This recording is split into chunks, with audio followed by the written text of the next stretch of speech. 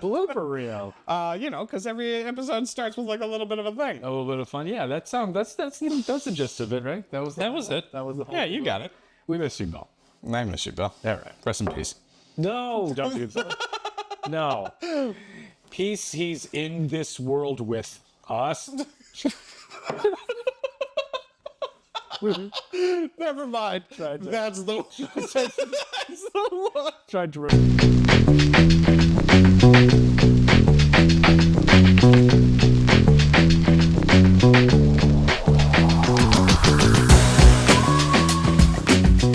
if nothing's changed at all, yet everything has. We find ourselves right back here.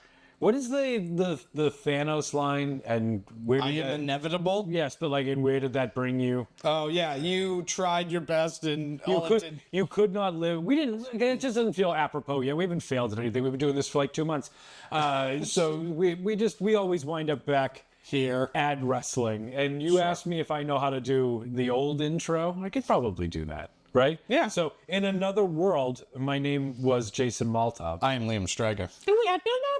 And we are the new agents. We no, don't do that because I don't want to. Well, let's just put that up there into the ether, right? Bill, you're fine. And we were the New Age Insiders. You could find us on all over the place at New Age Insiders, at Liam NAI, at Bill Neville NAI. We had a website, newageinsiders.com. We were on Instagram, Glork Noble, Facebook, Twitter. Meerkat, We were on Meerkat. Periscope. We were on Periscope. At New Age Insiders, and all together, we were the premier place for wrestling fans to connect, discuss, and to be heard. But we told you from the very beginning that we're going to be talking about the things that we like, the things that are interesting, the things that pop up, and wrestling can be included in all of that. And so it is. Sure. And here we are today talking about all sorts of exciting new changes coming to WWE.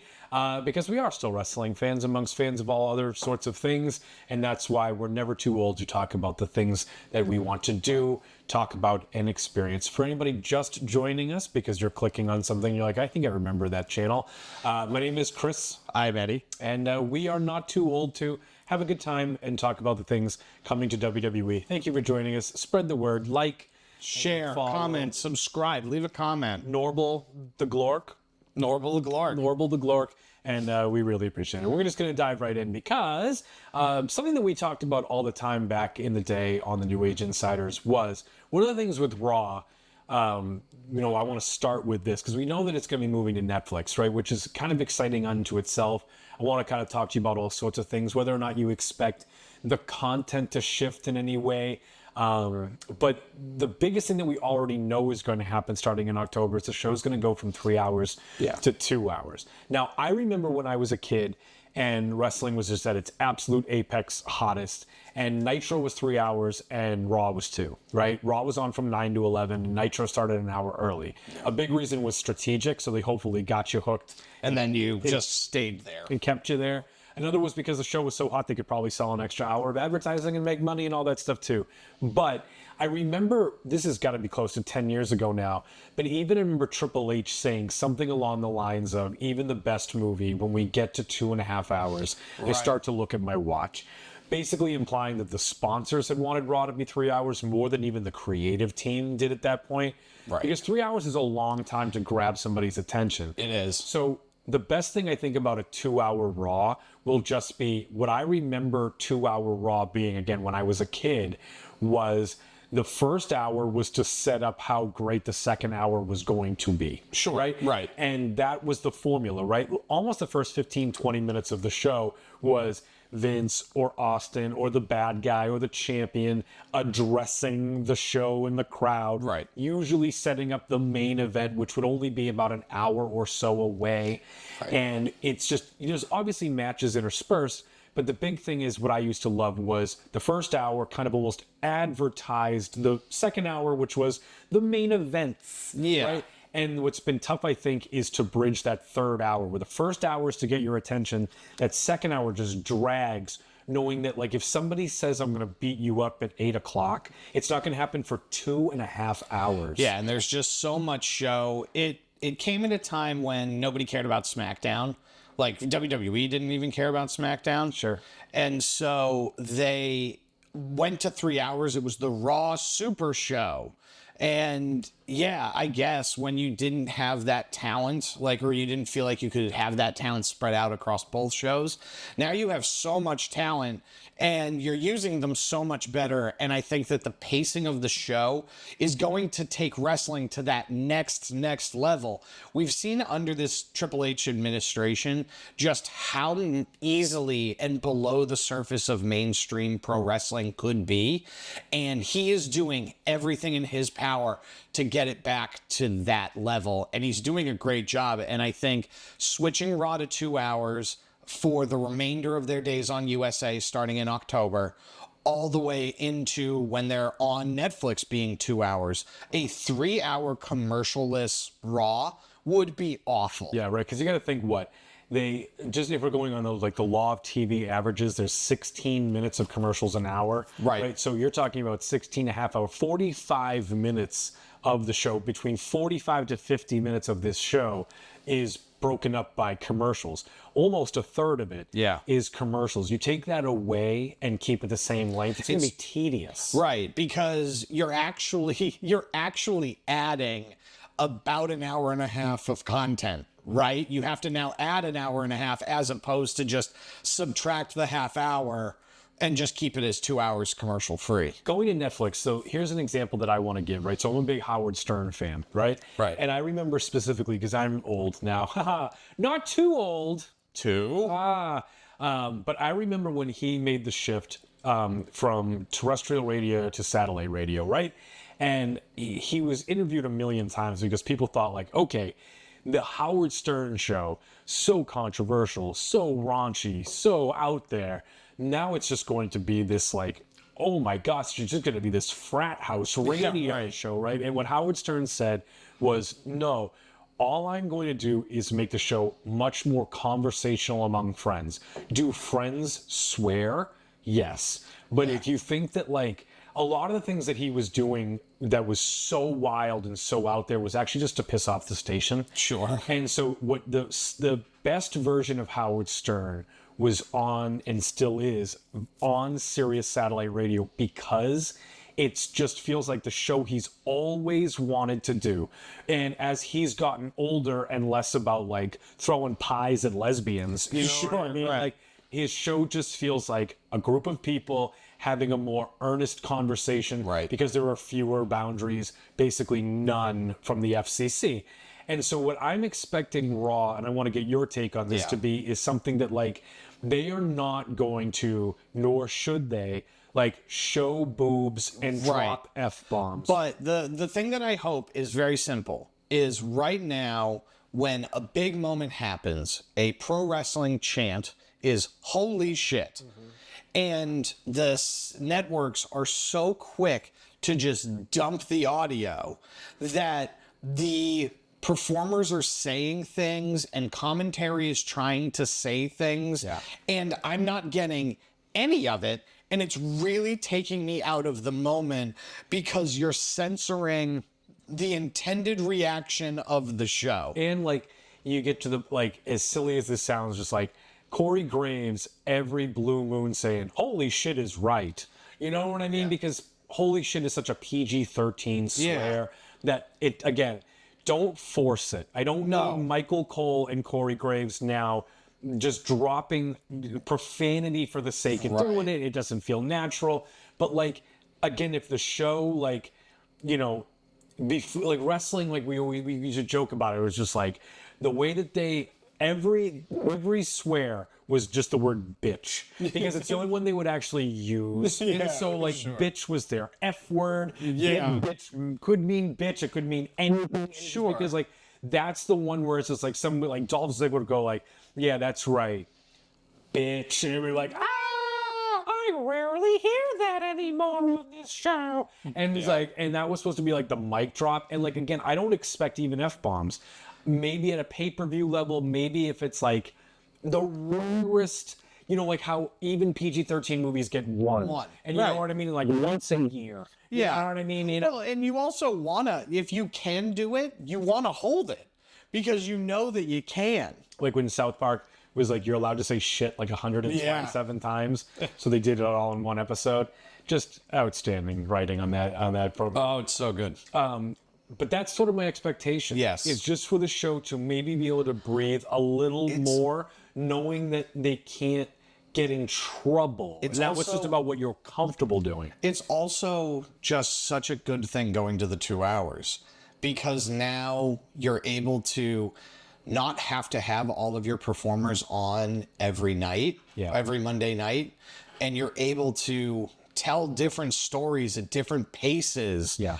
And I think that this is nothing but a good thing to help with the pacing of the show. It also is just like there's just no wasted, like obviously like Old Day. What a horrible bomb of a segment forever and ever and ever and ever. But on a 2-hour show, they just wouldn't make the cut. Wouldn't have had time. You know what I mean? Right. One of the reasons why there's been such slodges in WWE programming, particularly on Raw, is because of how long it is, and because of that, having to put things on TV that are not TV worthy. Sure. And so with 2 hours, now this time counts. This is a tight set. You know what I mean? If you're a stand-up comedian, you got 5 minutes. You don't have 6. Yeah. I'm cutting the mic. You have 5 minutes. And everything we put on this show now for 2 hours needs to, things that will break your heart will get cut, but more often than not, slop that does not belong on TV now just there's no time for that. Right. There's no time for Old Well, Day. and because it's now you're all going to be fighting for TV time in a competitive, healthy way. And I think that that's huge. Maybe even an unhealthy, way, an old school wrestling way where They're backstabbing each other. and they, but like just in a way where you have to maximize your time, because there's no guarantee that you're going to get. Again, there's going to be things that were not TV worthy that we'll never even know what they are, because moving forward, there just won't be time for them. Yeah. There is a world out there that we'll never experience where third hour crap just never even gets a chance to get the light of day. That's better. That is addition by subtraction. Right. And unfortunately, you're right. There will be some match in the ether that we'll never know. And oh my God, but more likely than not, a segment that goes like nowhere just doesn't make it to the show. Yeah. A lot of the people that we see on Monday Night Raw and SmackDown, just a very, very quick note before the next point. I hate the new SmackDown logo. It looks like Smack Sound. Yeah, it does. It does. I hate it so much. Like it doesn't like. It's weird. It's not like in the baseball cap. Like St. Louis, it's cool. I see the S. Yeah, the right. T, It's and all the in L. there. L.A. You know what I mean? But I don't. It looks like Smack Sound. It looks like Smack Sound. I don't like it. Yeah. Change it. They will, because I said so. Yeah.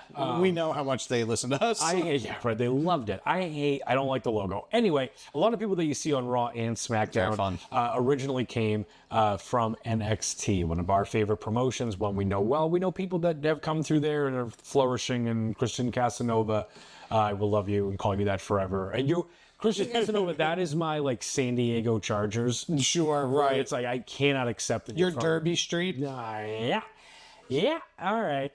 And the guys that are NXT. NXT is also going to be making big changes. It's been in a performance center for so long. And now it seems like it's going to be venturing out into the world and flying out of the nest. How do you expect this to go now that NXT is going to be more of a traveling show? I think that this isn't a great idea. I don't think it's a great idea. This is very far from that 1.0 black and gold brand. Yeah. They're not nearly as popular. They've gained more popularity in recent weeks and months with their affiliation with TNA. Yeah. But even still, you're now the third WWE show with Raw, SmackDown, and the addition of live events. I don't think it's a good idea at all. What I think if you wanted to do this, and even then I don't think it's a good idea, let's say that Raw, because I think they used to do something similar to this, and probably with much lesser shows. But let's say that they were keeping Raw 3 hours, and you wanted to give people that went to SmackDown a 3-hour experience. Yeah. And hour one was NXT. Yeah. I guess. but I don't like any of it because here's what I am saying. I tell us Barry on this promotion. One day I'll say something nice about this, but like what we're seeing is like there have been pictures going around recently of AEW Collision, with embarrassing crowds, like why are you guys in an arena this big? You should have looked at these ticket sales weeks out and moved buildings. The crowd is so bad, and I'm not making fun of them. I'm bringing them up for a reason. But NXT is very, very much in that ballpark, and they probably would sell less because they have less name value. And that's the thing, is that I bring them up for two reasons. One, I think that what Collision specifically is a great example of AEW just doing too much too soon. AEW just goes, you know what would be another, like, we had a really good night, so we're going to start a whole new show. This was really fun. Here's 2 new belts. And it's just too much. And bringing on too much before you are established is dangerous. And obviously NXT is different than AEW with the funding and but the big thing is I also don't think that just because of AEW Collision that the crowd was so low because of their product being bad. I think there's a small sense of maybe wrestling fatigue. Where there's a lot of TV, there's a lot of times to go. They have to, if anything, NXT has to reinvent itself again into, I guess, what is this, 3.0 it would be. But I hate that. But like they really need what Raw are we on? Well, they just had the season premiere. What .0 are we on? But Raw. NXT needs to fill the gap that Ring of Honor filled. And like those are the venues they need to go to. We went to that NXT show in Lowell. Where Finn Balor lost to Samoa Joe. And we met Finn Balor. And I walked into Samoa Joe before that happened. You have a great picture. It's very fun. But they need to be in buildings like that. Those are because if they even try to run in Boston, we have the Garden, which is the TD Gardens where the Celtics play. But then we have a smaller arena, which is the Agganis Arena, which is BU's hockey stadium. And so it's much smaller, obviously. And even that would be too big for this version of NXT. There's nobody here that has that same star power or name value that people like Finn Balor, Kevin Owens, Becky Lynch, Sasha Banks, Bayley, they had such presence and drew in the same building. They sold out the same building that they had SummerSlam in. I think what WWE is trying to do is they love rubbing it, like putting out their cigarettes in AEW's face, you know what I mean? And I think that they're trying to like, look at how poor your attendance is, and we're going to bring this show on the road and we're going to sell. And now you're not going to have an audience at all, because what I would guess, and I don't know this, but they might run in more territories, if that's still a thing, that AEW runs in, because then if you have the choice, it's like, listen, in September, I'm going to get my kid wrestling tickets. And there is going to be some WWE representation, whether it is a live show, SmackDown, Raw, a premium live event, or now NXT. And later, a different date this month, AEW is coming to town, but we've got the money for one set of tickets, and my kid wants to see WWE, or I want to see WWE, and I'm bringing my kid because I've never heard of AEW. And I think that's a component to all this, but I don't think it's a good idea. I think you have a self-sustained, because the biggest thing with NXT is it's this college football thing without even the guarantee of a full season. Your favorite guy there is going to leave. You know what I mean? Right. The top star. I can't buy an NXT ticket for 6 months from now because I'm really hoping that some guy is going to be there, because he might make it to the Royal Rumble by then. The more accomplished Braun Breaker got, the less and less likely it was that you were going to see him there. Right? And so that's the thing with, and again, at least in college football, I know you're going to play the season. You know what I mean? Before you leave early. With NXT, I just think you have a good thing there. You have crowds, they seem into it. I would go the other way, where it's like, I would have them go to, like, do what Impact did and just set up shop in Universal. and like sell tickets out of Universal. I don't think it's just a bad idea to have what they have. We have a training center that doubles as a wrestling arena. Right. And just have it be this self-contained thing. Give free tickets away because I just want you to be in there. Yeah. And just that to me is all NXT needs to be, especially in this secular way. The toughest part about NXT, them trying to sell it to me as the equivalent third brand, will be like, God bless Dolph Ziggler and Mandy Rose, but it's people graduating and people getting demoted. Yeah, right. It's not this like, you know what I it's mean? not. Like, you're not going to win the Royal Rumble and go for the NXT title. No, unless it's Charlotte and it's like a really stupid thing because we just want to prove that point. Did she do that with her Rumble win? Yeah, she challenged Rhea Ripley. Oh, okay. Well, you know, we're probably not going to do that again. No. Anything else about the moves around? I think that that's really it. I'm really excited for Bad Blood.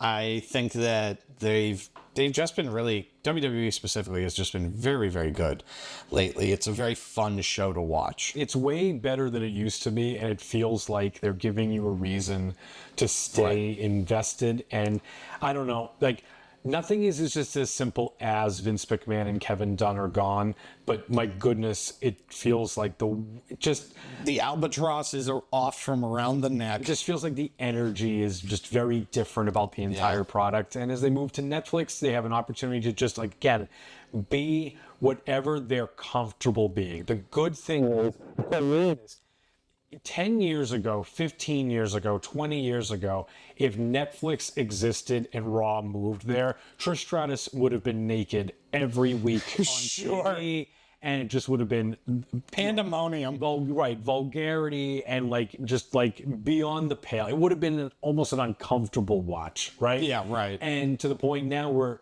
the people they have in charge that now are going to use a platform like what I equate it as is like The Sopranos would have been a very good show on FX. Right. It was a better show because it was on HBO. Correct. You know what I mean? Yep. I, as a longtime fan of Breaking Bad, appreciate that it was on FX. Yeah, because it just had a little bit more grit. An edgier cable network. I've always wondered what that would have been like on like Showtime. Yeah, with no limitations. You know what I mean? Because you don't expect it to be a Rambo bloodbath. But just what couldn't they do that they would have done? Yeah. Because Vince Gilligan and these creative people wouldn't have abused the space. They would have filled it. Right. And now what I think is Triple H and the people that are in charge of this show. This is good. You know what I mean? Yeah. Will say like, listen, we don't have to be. We're not going to be blood every match, but we can do blood now. And creatively, something that might have been just on the fence about me on basic cable. Sure. We can expand this. The Wyatt Six can actually murder somebody. Right. Like Howard Stern did not abuse the space, he filled it. Yeah. Right? Like it's a good one. You know what I mean? That's what I think is that's what they will do. They will take advantage of what they have without making anybody regret it. Yeah. You know what I mean? And we hope you don't regret listening and watching and sharing and giving a thumbs up. Thank you for our latest adventure and joining us on it. We have big things to come. We're very excited as the fall rolls on to let you know what they are around the new year. And don't ever forget, my name's Chris. I'm Eddie. And don't ever forget, you are not too old to talk about, and experience the things you love, including wrestling. The next one won't be about wrestling. But we love you. We thank you for watching. And we hope to see you.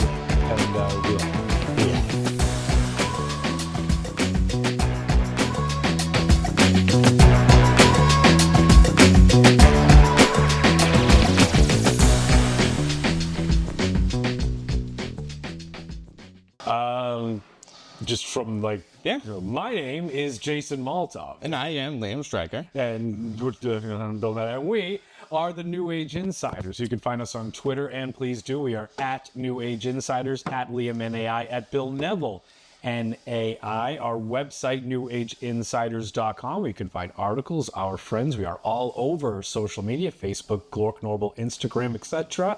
at New Age Insiders, and all together we're the premier place for wrestling fans to connect, discuss, and to be heard. Rest in peace. That sounds about right. That sounded about right. Why, did you want me to do that? Yeah, that was going to be the intro to the thing. Okay. I think I could probably do that. No, I'm going to use that. Oh, me? Blooper reel. Because every episode starts with like a little bit of a thing. A little bit of fun. Yeah, that's the gist of it, right? That was it. That was the whole. Yeah, you got it. We miss you, Bill. I miss you, Bill. All right. Rest in peace. No, don't do that. No. Peace, he's in this world with us. Never mind. That's the one. Tried to reverse that like a spell. Yeah, it's urban manipulation. Yeah, I tried to reverse that like a spell. Well, Bill, I tried my best. Something happens, it's not my fault, I'll tell you that much. You did try.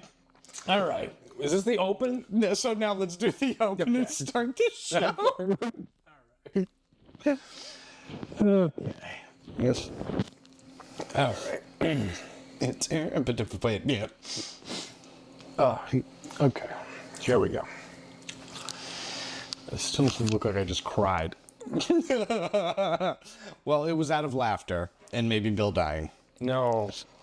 I did my best to make the opposite happen. That's true, you did.